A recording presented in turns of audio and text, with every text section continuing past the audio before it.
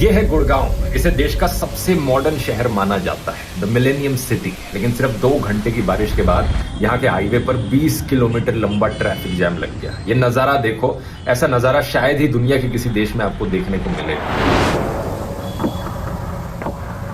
ये एक ऐसा शहर है जहां पर लोग 5-5 करोड़ के घरों में रहते हैं, लेकिन घरों से बाहर नहीं निकल सकते पानी भरने की वजह से। ये देखो 100 करोड़ के फ्लैट, पानी देखो आप। यहाँ पर 100 करोड़ के अपार्टमेंट्स मिलते हैं, लेकिन उन अपार्टमेंट्स के बाहर ये हाल देखने को मिलता है। गुड़गांव में 5 इंजन की सरकार है। म्यूनिसिपैलिटी बीजेपी के कंट्रोल में है, मेयर बीजेपी का है, सारे एमएलए बीजेपी के हैं, एमपी बीजेपी का है, चीफ मिनिस्टर बीजेपी का है, प्राइम मिनिस्टर बीजेपी का है।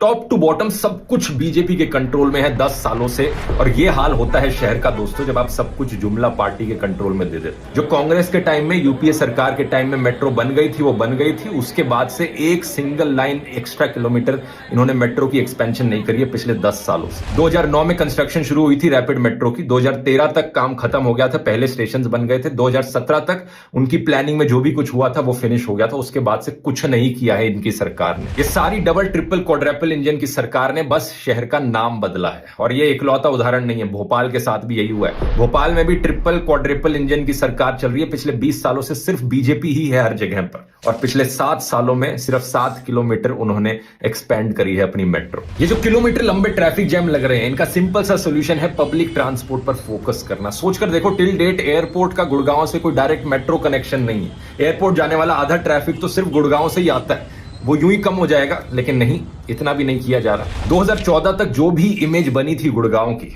उसका पूरा बेड़ा गर्क करके रख दिया इन्होंने। नरेंद्र मोदी जी के नेतृत्व में 2024 समाप्त होने के पहले हिंदुस्तान का रोड इंफ्रास्ट्रक्चर अमेरिका के बराबर होगा, ये वचन देता हूं। ये पार्टी सिर्फ एक ही काम में माहिर है, कैसे लोगों को धर्म के नाम पर लड़वाया जाए और लोगों को बेवकूफ बनाया। अपनी आंखें खोल लो टाइम पर, नहीं तो अगले 10 सालों तक भी यही सब झेलना पड़ेगा।